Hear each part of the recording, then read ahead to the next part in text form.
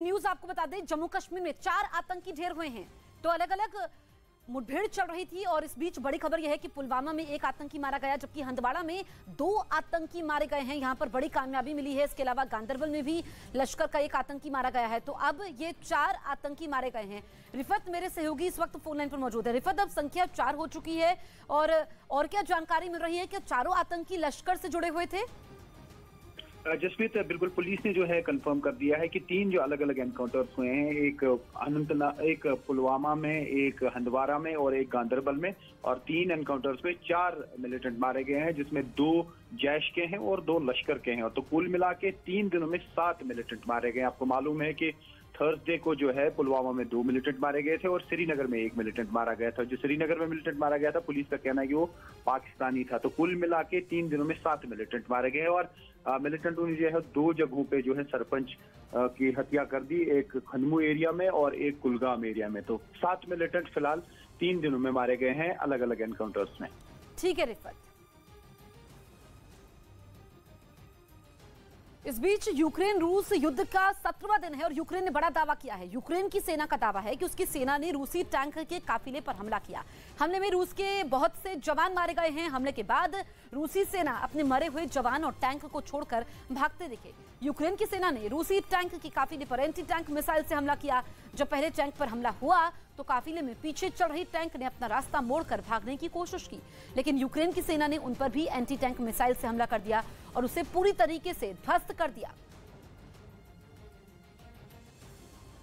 Ukraine की सेना पर रूस ने जबरदस्त हवाई हमले शुरू कर दिए, जिसके लिए उसने अपने सबसे खतरनाक का-52 हेलीकॉप्टर के साथ ही नाइट हंटर के नाम से पहचान बना चुके मी-28N चॉपर को भी जंग के मैदान में उतार दिया, जिनसे हमले की तस्वीरें अपने रक्षा मंत्रालय से जारी करवाकर रूस ने एक बार फिर अपने तीखे तेवर दिखा दिए।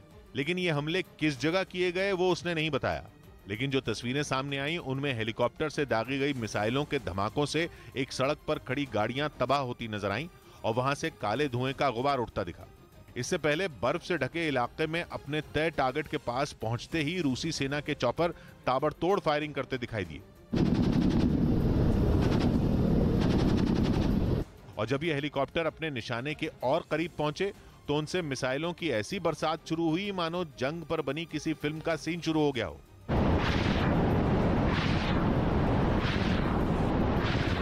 रूस की ओर से इस हवाई हमले में यूक्रेन की सेना के कई टैंक और बख्तरबंद गाड़ियों को ध्वस्त करने का दावा किया गया। यूक्रेन की सेना ने बड़ा दावा किया है। उनका कहना है कि रूस की सेना परमाणु पावर प्लांट को मिलिट्री बेस की तरह उपयोग कर रही है। अपने दावे के समर्थन में यूक्रेन की सेना ने वीडियो भी जारी किया। इस वीडियो में साफ दिख रहा है कि रूस की सेना जापोरिजिया न्यूक्लियर प्लांट के आसपास अपने सैन्य वाहन तैनात किए हुए हैं।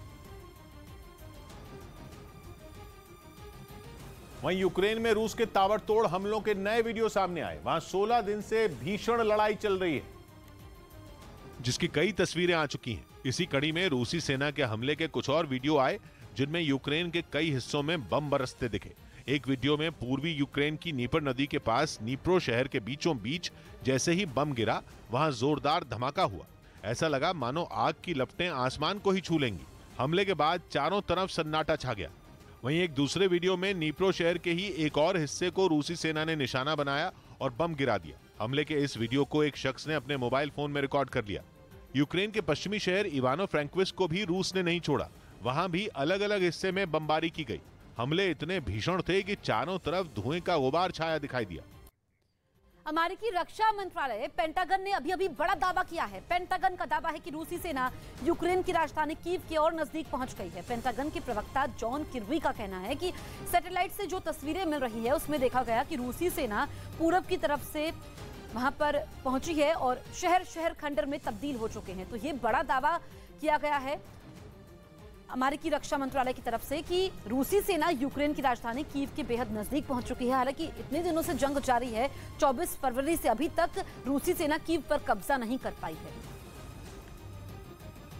यूक्रेन ने रूस की सेना के एक और बड़े अधिकारी को मार गिराने का दावा किया। बताया गया कि रूसी टैंकों के काफिले पर हुए हमले में कर्नल रैंक के अधिकारी की मौत हो गई। इस हमले का वीडियो यूक्रेन की सेना ने जारी किया, जिसमें रूस की सेना के टैंकों का एक बड़ा काफिला एक सड़क से आता दिखाई दिया। बताया गया कि यह काफिला कीव के पूर्वी हिस्से की तरफ बढ़ रहा था, तभी उस पर हमला हो गया। यूक्रेन की सेना के मुताबिक रूसी सेना के कई टैंकों को बीच सड़क पर धमाके से उड़ा दिया गया। यूक्रेन की सेना की तरफ से जारी की गई तस्वीरों में एक लंबी सड़क दिखाई दी, जिसके बीचों बीच अचानक विस्फोट हो गया। उस सड़क के दोनों तरफ कई मकान दिखे, लेकिन रूसी सेना को नुकसान पहुंचाने के लिए यूक्रेन की फौज इस बात से भी नहीं हिचकिचाई कि इस हमले में उसके नागरिकों की भी जान जा सकती है। उसने जैसे ही उस सड़क से रूस के कई टैंक जाते देखे, वहां एक के बाद एक कई धमाके कर दिए। धमाके भी ऐसे कि एक जगह बम फटा ही था कि चंद सेकंड बाद ही वहीं पास में और धमाके होते चले गए। और यूक्रेन की सेना ने इसी हमले में रूस के एक और बड़े अधिकारी के मारे जाने की बात कही। यूक्रेन के मुताबिक पिछले 10 दिन में रूस के 3 बड़े अफसरों की जंग के मैदान में जान चली गई, जिनमें उनकी टैंक रेजिमेंट में कर्नल रहे आंद्रेई ज़खरोव का नाम भी शामिल हो गया। यूक्रेन की सेना के मुताबिक कीव के पूर्वी हिस्से में रूसी टैंकों के काफिले पर हुए भीषण हमले में आंद्रेई ज़खरोव की मौत हो गई। बताया गया कि ज़खरोव हमले के वक्त खुद एक टैंक में सवार थे। उन्होंने यूक्रेन से पहले भी कई बड़े अभियानों को अंजाम दिया था और सीरिया में रूसी सेना के ऑपरेशन में अहम भूमिका निभाई थी, जिसके लिए 2016 में पुतिन ने उन्हें ऑर्डर ऑफ करेज से सम्मानित किया था। ऑर्डर ऑफ करेज रूस में बहादुरी के लिए दिया जाने वाला सम्मान है। इससे पहले भी यूक्रेन ने रूसी सेना के deputy commander major general Vitaly Gerasimov और मेजर जनरल आंद्रेई सुखोवस्की के जंग में मारे जाने का दावा किया था। यूक्रेन की सेना ने अभी बड़ा दावा किया है। उनका कहना है कि रूस की सेना परमाणु पावर प्लांट को मिलिट्री बेस की तरह इस्तेमाल कर रही है। अपने दावे के समर्थन में यूक्रेन की सेना ने वीडियो जारी किया है। इस वीडियो में साफ दिख रहा है कि रूस की सेना ज़ापोरिजिया न्यूक्लियर प्लांट के आसपास अपने सैन्य वाहन तैनात किए हुए हैं। यूक्रेन युद्ध के बीच रूस ने पलटवार करते हुए ऑटो पार्ट्स की सप्लाई रोकने का फैसला लिया। पहले पाबंदियों की शुरुआत अमेरिका और दूसरे पश्चिमी देशों की तरफ से हुई थी, लेकिन अब इसका करारा जवाब देने की लिस्ट पुतिन सरकार ने तैयार कर ली, जिसके तहत रूस ने गाड़ियों के निर्यात पर पाबंदी लगा दी। अकेले कारें ही नहीं, बल्कि 200 ऐसी चीजें हैं जिनकी सप्लाई रूस अब नहीं करेगा। इनमें वाहनों के पुर्जे भी शामिल हैं। रूस के इस बैन का असर टेलीकॉम और कृषि समेत कई सेक्टरों पर पड़ेगा। रूस के इस फैसले का सबसे बड़ा असर ऑटो सेक्टर पर होगा, और वो भी तब जब ऑटो सेक्टर पहले ही सेमीकंडक्टर चिप की कमी से जूझ रहा है। सेमीकंडक्टर की कमी और रूस की नई पाबंदियों से ऑटो सेक्टर के सामने बड़ा संकट खड़ा हो जाएगा, क्योंकि सेमीकंडक्टर चिप को इलेक्ट्रॉनिक डिवाइस का दिमाग भी कहा जाता है। आज कारों समेत कई इलेक्ट्रॉनिक चीजों में इसका इस्तेमाल होता है। मौजूदा समय में हाईटेक कारें बनाना ऐसी चिप के बिना सोच भी नहीं सकते। यानी एक तरफ सेमीकंडक्टर चिप मिल नहीं पा रही है और ऊपर से रूस पुर्जों की सप्लाई रोक देगा, तो ऑटो सेक्टर की कमर टूटना तय है। कुल मिलाकर आसानी से समझें तो यूक्रेन युद्ध की मार कारों पर भी पड़ेगी। हमें आपको नई कार मिलने में मुश्किल आ सकती है। ये नई कारें देरी से मिलेंगी। रूस की तरफ से बदले की ये कार्रवाई ऐसे समय तेज हुई जब रूस ने भी पश्चिमी देशों की कंपनियों की संपत्तियों को जब्त करने की धमकी दी थी, क्योंकि अमेरिका समेत कई देशों ने पहले रूस के बड़े कारोबारियों या यूं कहें कि पुतिन के करीबियों की संपत्ति अपने कब्जे में ले ली थी। हालांकि रूस और अमेरिका के बीच चल रहे पाबंदियों के इस खेल से चीन बुरी तरह डरा हुआ है, और यही वजह रही कि चीन के प्रधानमंत्री ने रूस पर लगे आर्थिक प्रतिबंधों को दुनिया भर की अर्थव्यवस्था के लिए खतरा बताया। उन्होंने आशंका जताई कि इन प्रतिबंधों के असर से चीन भी दूर नहीं रह पाएगा।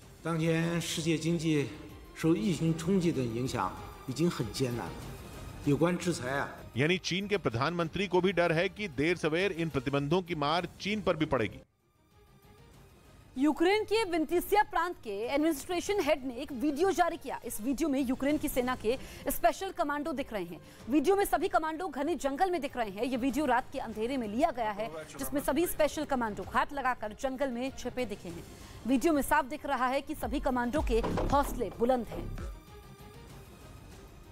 जंग के बीच रूस ने दावा किया कि उसकी सेना तेजी से यूक्रेन के अलग अलग इलाकों में दाखिल हो रही है। रूस के रक्षा मंत्रालय ने इसका एक वीडियो भी जारी किया, जिसमें रूस के टैंकों और बख्तरबंद गाड़ियों का काफिला तेजी से अपने लक्ष्य की तरफ बढ़ता दिखाई दिया। इस दौरान कई रूसी सैनिक पैदल चलते भी नजर आए। हालांकि इस वीडियो में यह पता नहीं चल पाया कि रूसी सैनिक किस इलाके में दाखिल हो रहे हैं, लेकिन कुछ दूर आगे बढ़ने के बाद वो चारों तरफ फैल गए। कुछ सैनिक एक वीरान इलाके में पैदल ही मोर्चा संभालते दिखाई दिए, तो कुछ जगहों पर ताकतवर टैंक घेराबंदी करते नजर आए। यही नहीं, रूस के कुछ हेलीकॉप्टर भी वहां आसमान में मंडराते दिखे। यूक्रेन के राष्ट्रपति जेलेंस्की का नया वीडियो सामने आया है। वीडियो में जेलेंस्की ने कहा कि अगर ऊपर वाले चाहेंगे तो हम जंग जीत जाएंगे और अपने भाई बहनों के साथ जीत की खुशी साझा करेंगे। अपने वीडियो संदेश में जेलेंस्की ने पोलैंड के साथ मजबूत गठबंधन की बात कही। Коли я став президентом України у 2019 році, тоді відчувалось, що нам треба буде пройти з Польщею дуже довгий шлях, бо було прохолодно у наших відносинах, у нашому настрої один до одного. Так же сталося, але я хотів пройти цей шлях швидко, шлях до тепла. रूस की भारी गोलाबारी के बीच यूक्रेन ने एक बड़े बम को नष्ट करने का वीडियो जारी किया। आरोप है कि जंग के दौरान यह भारी भरकम बम रूस की तरफ से गिराया गया था, जिसे नष्ट करने का वीडियो यूक्रेन की सेना ने जारी किया, जिसमें 3 सैनिक बम को डिफ्यूज करते दिखे। सबसे पहले खुदाई करने वाली मशीन की मदद से एक चौड़ा गड्ढा खोदा गया। उसके बाद बम को गड्ढे में सावधानी से उतारा गया। इसके बाद बम के नाकाम होते ही तेज धमाका हुआ और कई फीट ऊंचा धूल का गुबार छा गया। यूक्रेन के ओडेसा में रूसी सैनिक लगातार बम बरसा रहे हैं, जहां से यूक्रेन की सेना ने इस जिंदा बम को बरामद किया था। लोगों को नुकसान न पहुंचे, इसे ध्यान में रखते हुए शहर से दूर ले जाकर बम को नष्ट किया गया। अमेरिकी राष्ट्रपति जो बाइडेन ने एक बार फिर यूक्रेन के समर्थन में सेना उतारने से मना कर दिया। बाइडेन ने इस बात को दोहराया कि अगर नेटो देश यूक्रेन के समर्थन में सेना भेजते हैं तो ये युद्ध थर्ड वर्ल्ड वॉर में तब्दील हो जाएगा। As we provide this support to Ukraine, we're going to continue to stand together with our allies in Europe and send an unmistakable message that we will defend every inch of NATO territory, every single inch, with a united, galvanized NATO. We have a sacred obligation on NATO territory, a sacred obligation, Article 5, and we will not, although we will not fight the Third World War in Ukraine. Biden ने Putin को चेतावनी देते हुए कहा कि अगर वो Ukraine के खिलाफ केमिकल वेपन का इस्तेमाल करता है तो रूस को उसका परिणाम भुगतना होगा। Going to speak about the intelligence, but Russia would pay a severe price if they use chemical weapons. रूस की सेना के हमले की वजह से यूक्रेन के इस शहर की सूरत बिगड़ गई। हमले के बाद मारियोपोल शहर जैसे तबाह हो गया। उसका एक वीडियो भी वहां के विदेश मंत्रालय की तरफ से जारी किया गया, जिसके पहले हिस्से में युद्ध से पहले मारियोपोल शहर को दिखाया गया और यह बताने की कोशिश की गई कि जंग सिर्फ और सिर्फ तबाही लाती है। यूक्रेन के विदेश मंत्रालय की तरफ से जारी इस वीडियो में शहर में जिंदगी चहकती दिखी। लोग अपने परिवार के साथ खुशियां मनाते और नाचते गाते दिखे। रात के वक्त तो पूरा शहर रंग बिरंगी रोशनी से नहाया नजर आया, लेकिन वीडियो के दूसरे हिस्से में युद्ध की वजह से शहर में हुई बर्बादी दिखाई गई। रूसी सेना के मिसाइल हमलों की वजह से पूरा शहर खंडहर में तब्दील दिखा। इमारतों से काले धुएं का गुबार उठता नजर आया। हर तरफ रोते बिलखते लोग जान बचाने के लिए भागते और छिपते दिखे। वीडियो के आखिर में एक संदेश भी दिया गया, जिसमें पूरी दुनिया से यूक्रेन की मदद करने की अपील की गई। यूएनएससी की बैठक में भारत ने एक बार फिर दोनों पक्ष से युद्ध रोकने और बातचीत के जरिए समस्या का हल निकालने की बात कही है। यूएनएससी में भारतीय एम्बेसडर टीएस तिरुमूर्ति ने कहा कि दुनिया भर में बायोलॉजिकल वेपन बनाने पर रोक लगे। इधर रूस का आरोप है कि अमेरिका यूक्रेन को बायोलॉजिकल हथियार बनाने में मदद कर रहा है। रूस ने यह मुद्दा यूएनएससी में भी उठाया। Underline the importance attached by India to the Biological and Toxin Weapons Convention (BTWC) as a key global and non-discriminatory disarmament convention prohibiting an entire category of weapons of mass destruction. तो America ने रूस पर Ukraine में chemical और जैविक हथियार से हमले की आशंका जता दी। 2 दिन पहले रूस ने अमेरिका को यूक्रेन में जैविक हथियार बनाने के लिए जिम्मेदार ठहराया था और अगले ही दिन अमेरिका ने पलटवार करते हुए रूस के इन आरोपों को खारिज कर दिया। साथ ही यह भी आशंका जता दी कि रूस यूक्रेन में केमिकल हमले को अंजाम दे सकता है। व्हाइट हाउस की तरफ से बताया गया कि यूक्रेन में रूस जैविक और केमिकल हथियारों से हमले की साजिश रच रहा है, क्योंकि इससे पहले सीरिया में भी रूस के सहयोगी इस तरह के हमले कर चुके हैं। इसलिए अमेरिका ने अपने सहयोगी देशों को रूस की हर हरकत पर नजर रखने को कहा, क्योंकि अमेरिका की चिंता यह है कि अगर लड़ाई लंबी चली तो रूस जैविक हथियारों के हमले पर उतर सकता है।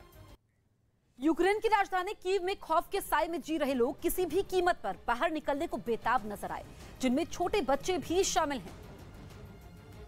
जिन्हें उनके माँ बाप आसमान से बरसती मिसाइलों से बचाने के लिए वहाँ से निकालते नजर आए। कुछ लोगों ने तो इसके लिए एम्बुलेंस की भी मदद ली ताकि उन पर कोई हमला न करे। वहीं कुछ अपने पालतू जानवरों को भी साथ ले जाते दिखे। वहाँ मौजूद राहत और बचाव दल की गाड़ियाँ तो लोगों से ठसाठस भरी नजर आई।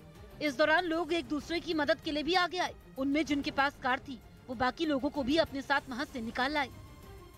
16 दिन से जारी युद्ध के बीच यूक्रेन के विद्रोहियों ने डोनेस्क के पास के एक इलाके को अपने कब्जे में ले लिया। डोनेस्क यूक्रेन का वही हिस्सा है जिसे जंग शुरू होने से पहले रूस ने अलग देश की मान्यता दे दी थी। तब से वहां के विद्रोही अपने इलाके के विस्तार में जुटे हुए हैं, जिसकी वजह से कई बार लोगों को हमले भी झेलने पड़े। जिसका एक वीडियो भी सामने आया जिसमें डोनेस्क के पास के उस इलाके में कुछ इमारतें बमबारी के बाद जली हुई दिखी। खबर है कि विद्रोहियों ने इस हिस्से पर कब्जे के लिए भीषण गोलीबारी की। यही नहीं, उन्होंने कुछ छोटी मिसाइलें भी दागी। हमले कितने जोरदार थे इसका अंदाजा घरों की टूटी हुई खिड़कियों और दीवारों पर गोलियों के निशान को देखकर लगाया जा सकता है। इस हमले में कुछ लोग घायल भी हुए।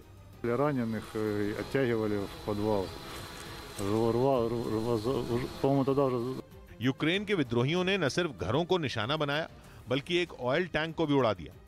हमले के बाद वहां चारों तरफ सिर्फ हथियारों का मलबा पड़ा दिखा।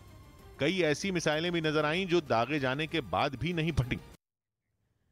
यूक्रेन की तरफ से उनकी सेना का जंगल में गश्त करते हुए एक वीडियो जारी किया गया जिसमें रात के अंधेरे में स्पेशल फोर्स की एक टुकड़ी पूरी तरह मुस्तैद नजर आई, जो कि घातक हथियारों से लैस दिखी। साथ ही उनमें हर एक के माथे पर टॉर्च लगी हुई थी, जिसकी मदद से वो घने जंगल में रात के वक्त गश्त करते दिखे। वीडियो में वो सब पहले बातचीत करते नजर आए और फिर इशारा मिलते ही जंगल में चारों तरफ फैल गए, जिनमें कुछ ने वहां मौजूद खंडर इमारतों और बर्बाद हो चुके घरों की अच्छे से तलाशी भी ली। इस वीडियो को यूक्रेन की तरफ से एक चेतावनी के साथ जारी किया गया जिसमें लिखा गया कि यूक्रेन पर हमला करने वालों पर ये रात भारी पड़ेगी। इस बार विपक्ष की एकता इमरान पर भारी पड़ती नजर आई।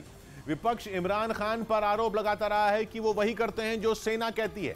यही नहीं, उसका कहना है कि इमरान सरकार में पाकिस्तान में लोगों के भूखों मरने की नौबत आ गई है।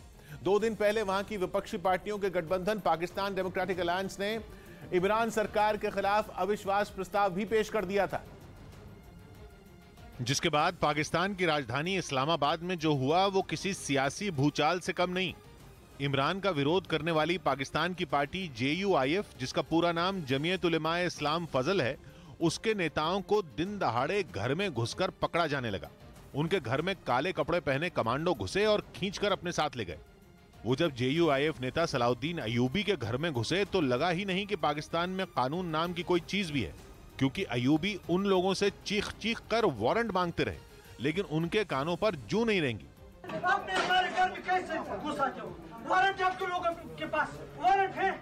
उल्टा वारंट की बात सुनकर वो कमांडो और भड़क गए। उन्हें देखकर लगा वो कमांडो नहीं शैतान है, क्योंकि जिसने भी उनसे कुछ पूछा वो उनके गुस्से का शिकार बन गया।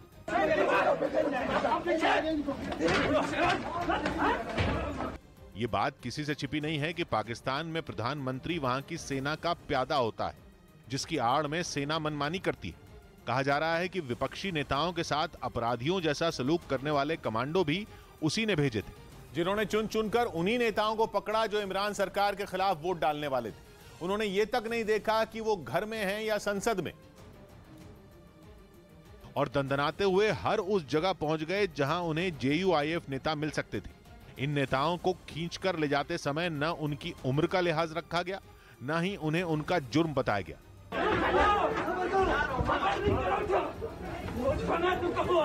वो कमांडो बस गए और उन्होंने उन्हें गिरफ्तार कर लिया। हद तो तब हो गई जब कमांडो संसद में विपक्ष के नेताओं को उठाकर अपने साथ ले जाते दिखे। इन नेताओं ने उनसे बहस भी की, लेकिन रिजल्ट 0 रहा। यहां तक कि जब उनके साथी नेता ने उनका साथ दिया और सवाल पूछे तो कमांडो उनसे हाथापाई करने पर उतारू हो गए। पाकिस्तान डेमोक्रेटिक अलायंस ने जब से संसद में इमरान सरकार के खिलाफ अविश्वास प्रस्ताव पेश किया है, पाकिस्तान के PM की रातों की नींद उड़ गई है। उनके पास ज्यादा समय नहीं, क्योंकि नियमों के हिसाब से अविश्वास प्रस्ताव पेश होने के बाद वहां की संसद के स्पीकर को 3 से 7 दिनों के अंदर संसद का सत्र बुलाना होगा। और जिस तरह के हालात हैं, उनसे लग रहा है कि इमरान की कुर्सी खतरे में है, क्योंकि कहा जा रहा है कि इमरान की अपनी पार्टी, जिसका नाम पाकिस्तान तहरीक-ए-इंसाफ पार्टी है, उसी में उनके खिलाफ बगावत हो गई है। माना जा रहा है कि इमरान इसीलिए हाथ पांव मार रहे हैं और खबर है कि इनमें उनका साथ सेना भी दे रही है, लेकिन सामने से नहीं। कहा जा रहा है कि काले कपड़ों और चेहरे पर नकाब लगाए ये कमांडो उसी ने भेजे। हालांकि पाकिस्तान के कुछ चैनल उन्हें पुलिस वाले बता रहे हैं, जिन्होंने विपक्षी नेताओं को नेता नहीं जानवर समझा और पकड़ कर ले गए। पुलिस की नफरी यहाँ पर पहुंची, वहाँ पर जो अंसारुल इस्लाम जो JUIFA की रजाकार फोर्स है उनके कारकुनों को बाहर निकाला। ये तस्वीरें आने के बाद पाकिस्तान के कई शहरों में प्रदर्शन शुरू हो गए। लाहौर में JUIF कार्यकर्ता सड़कों पर उतर आए और ट्रैफिक जाम कर दिया। हंगामे के बीच इमरान सरकार की सफाई आई और कहा गया कि JUIF के नेता संसद में कुछ लोगों की घुसपैठ करवाने की फिराक में थे, जिसका पता पुलिस को चल गया। यही नहीं, सरकार का कहना है कि वो उन लोगों को संसद के अंदर तक ले गए थे और इसीलिए उनके साथ ऐसा सलूक करना पड़ा। वहीं इस्लामाबाद में हुआ हाई वोल्टेज ड्रामा पाकिस्तान के चैनलों की सुर्खियां बन गया, जिन पर इमरान खान की खूब थूथू हुई। गंद पड़ा हुआ है सियासत के अंदर। अगर आप स्टेटमेंट सुन लें सियासतदानों की, एक दूसरे के खानदानों तक, अहले खाना तक, खवातीन तक जा पहुंचे। पावर इतनी बुरी चीज है। यही नहीं, वहां के चैनल तो अभी से ये कह रहे हैं कि इमरान सरकार की उल्टी गिनती शुरू हो गई है। ये दस्तूर की रूह की वायलेशन है एंड बाय हुक और बाय क्रुक गवर्नमेंट जो है ये जीतना चाह रही है। हालांकि कई चैनल ये बोलने से बचते दिखे कि इस मामले का सेना से कोई लेना देना है। खुद सेना की ओर से प्रेस कॉन्फ्रेंस करके बोला गया कि वो पाकिस्तान की सियासत में दखल नहीं देती। फौज का सियासत से कोई लेना देना नहीं है और ये ऐसे ही है। इमरान खान पर अर्थव्यवस्था को गर्त में पहुंचाने और सरकार ठीक से नहीं चला पाने का आरोप है और इसीलिए उनके खिलाफ संसद में घेराबंदी की गई, जिसका तोड़ निकालने के लिए इमरान ने एड़ी चोटी का जोर लगा दिया। खबर है कि अपनी पार्टी में अनबन की अटकलों पर इमरान खान अलर्ट हो गए। उन्होंने कुछ दिन पहले पाकिस्तान के सिंध प्रांत के गवर्नर और रक्षा मंत्री को निर्देश दिया था कि वो पार्टी के नाराज नेताओं को मनाएं, क्योंकि कुछ दिनों में इमरान खान को विपक्ष के अविश्वास प्रस्ताव का सामना करना होगा। विपक्ष के प्रस्ताव पर संसद में वोटिंग कराई जाएगी। अविश्वास प्रस्ताव को पास करवाने के लिए विपक्ष को 172 सदस्यों का साथ चाहिए। 172 वोट अगर प्रस्ताव के पक्ष में पड़ गए तो इमरान की कुर्सी चली जाएगी। पाकिस्तान की नेशनल असेंबली में कल 342 सदस्य कुल, जिनमें बहुमत का आंकड़ा 172 है। इमरान खान सरकार का दावा है कि उनके पास 200 से ज्यादा सदस्यों का समर्थन, जबकि विपक्ष का दावा भी ऐसा ही है। इस बार विपक्ष भी 200 सदस्यों के समर्थन का दावा कर रहा है, जिसके बाद पाकिस्तान की संसद में इमरान की मुश्किलें बढ़ती दिख रही। लेकिन इमरान ने अपनी सभाओं में यह जताया जैसे कुछ हुआ ही नहीं। वो अपनी पार्टी की खटपट पर तो कुछ नहीं बोले, लेकिन विपक्ष को उन्होंने आड़े हाथ लिया। और JUIF चीफ फजलुर रहमान पर जमकर बरसे। विपक्ष इमरान पर आर्थिक मोर्चे पर फेल होने का आरोप लगा रहा है, जिसका जवाब उन्होंने उसी अंदाज में दिया और फजलुर रहमान को मौलाना डीजल बोल दिया। फजलुर रहमान पर तेल में कमीशनखोरी का आरोप है। इमरान ने अपनी सभा में वही आरोप याद दिलाया। अवाम उसका नाम डीजल रख दिया, अवाम ने उसका नाम। अच्छा सुने देखे, अभी डीजल के ऊपर आते हैं। यही नहीं, उन्होंने इशारों इशारों में अपनी पार्टी के नाराज नेताओं को भी संदेश दिया कि वो उनका साथ दें। जानवर न्यूट्रल होता है, जानवर में अच्छे बुरे की तमीज नहीं होती। अटकलें लगी कि अब इमरान के सर पर सेना का हाथ नहीं रहा। यही नहीं, कहा गया कि विपक्ष इसी बात का फायदा उठाकर इमरान की सरकार गिराना चाहता है। लेकिन माना जा रहा है कि इस्लामाबाद में विपक्षी नेताओं को गिरफ्तार करवा के इमरान ने उन्हें बता दिया कि सेना उनके साथ है। यूक्रेन के निकोलाइव में रूसी सेना पर रिहायशी इलाकों को निशाना बनाने का आरोप लगा। वहां काफी देर तक बमबारी हुई, जिसके बाद कुछ इलाकों में भीषण आग लग गई, जिसकी वजह थी दोनों तरफ से चलती गोलियां और बम। दावा किया गया कि वहां की एक रिहायशी बस्ती के पास रूसी सेना ने इतने बम दागे कि गिनना मुश्किल हो गया। धमाकों की खौफनाक आवाज से लोगों की हालत खराब हो गई, जिसके बाद कुछ जगहों पर इसकी वजह से आग भी लग गई। यूक्रेन की राजधानी कीव पर रूस के रॉकेट हमले का एक नया वीडियो सामने आया। ड्रोन से लिया गया ये वीडियो 5 मार्च का बताया गया, जिसमें रूस की सेना राजधानी कीव के एक इलाके पर रॉकेट दागती नजर आई। रूस ने ताबड़तोड़ इतने हमले किए कि कीव का एक हिस्सा धधकता दिखा। वहां की कुछ इमारतों से आग की लपटें और धुएं का गुबार उठता दिखाई दिया। बताया गया कि 5 मार्च को रूस के सैनिक ट्रकों के साथ कीव के बाहरी हिस्से तक पहुंच गए थे। इसके बाद रिहायशी इलाकों को निशाना बनाकर उन ट्रकों से एक के बाद एक कई रॉकेट दागे गए, जिसमें कई इमारतें तबाह हो गई। यूक्रेन ने तो यह भी दावा किया कि रूस कीव के बाहरी इलाकों पर ऐसी बमबारी लगातार कर रहा है। पीएम नरेंद्र मोदी गुरुवार को गुजरात के गांधीनगर पहुंचे, जहां उन्होंने अपनी मां से मिलकर उनका आशीर्वाद लिया। इस बीच उन्होंने अपनी मां हीराबेन के साथ खाना भी खाया और उनका हाल भी जाना। तो मां हीराबेन का आशीर्वाद लिया, उनके साथ बैठकर खाना खाया। ये तस्वीरें आप देखिए। और आज भी काफी व्यस्त कार्यक्रम है पीएम मोदी का। तो मां के साथ खाना खाने की तस्वीरें। जब भी गुजरात दौरे पर जाते हैं पीएम मोदी अपनी मां से जरूर मिलते हैं। और जब वो गांधीनगर पहुंचे सबसे पहले मां के पास गए, उनका आशीर्वाद लिया, उनके साथ बैठकर खाना खाया और उसके बाद फिर अपने काफिले के सात निकल पड़े। और ये तस्वीरें आप देखिए, उनसे मिलने की होड़। और जब भी वो जाते हैं लोगों से मिलते हैं, उनको निराश नहीं करते हैं। वंदे मातरम के नारे गूंज रहे थे जब वो पहुंचे, क्योंकि 5 राज्यों में से 4 राज्यों में प्रचंड जीत मिली है बीजेपी को। उसके बाद भी वो अपने अगले मिशन पर निकल पड़े। 4 राज्यों में जीत के बाद प्रधानमंत्री ने अहमदाबाद में रोड शो भी किया। चारों राज्यों में बीजेपी की सत्ता में वापसी हुई थी, जिससे साबित हो गया कि प्रधानमंत्री मोदी का जादू लोगों के सर चढ़कर बोला। और प्रधानमंत्री के अहमदाबाद के रोड शो में भी मोदी मैजिक दिखा। खुली गाड़ी में सवार प्रधानमंत्री सड़कों पर निकले तो उन्हें देखने भीड़ उमड़ पड़ी। लोगों ने उन्हें देखकर खूब नारेबाजी की। प्रधानमंत्री ने भी विक्ट्री साइन दिखाकर सबका अभिवादन किया। वो थे तो गाड़ी पर सवार, लेकिन उससे लोगों का उत्साह कम नहीं हुआ। उन पर फूलों की बारिश हुई। सड़क किनारे उनके सम्मान में सांस्कृतिक कार्यक्रम भी हुए। प्रधानमंत्री 2 दिन के लिए अहमदाबाद पहुंचे और वो दोनों दिन रोड शो करेंगे। 2 दिन का जो प्रोग्राम है, कार्यकर्ताओं से मिलना है, अलग अलग कार्यक्रम है। गुजरात में इसी साल विधानसभा चुनाव होने वाले हैं और 4 राज्यों में सत्ता में लौटने के बाद बीजेपी का जोश हाई है। बमबारी की वजह से तबाह हुए गांवों की तस्वीर यूक्रेन के बाराशिवका से सामने आई। वहां लोगों ने इसके लिए रूस को जिम्मेदार माना, जिसने बेतहाशा बमबारी कर पूरे के पूरे गांव को वीरान कर दिया। वहां हर तरफ सिर्फ और सिर्फ बर्बादी नजर आई। जिन जगहों पर कभी स्कूल और रेस्टोरेंट हुआ करते थे, अब वहां सिर्फ उनका मलबा बचा।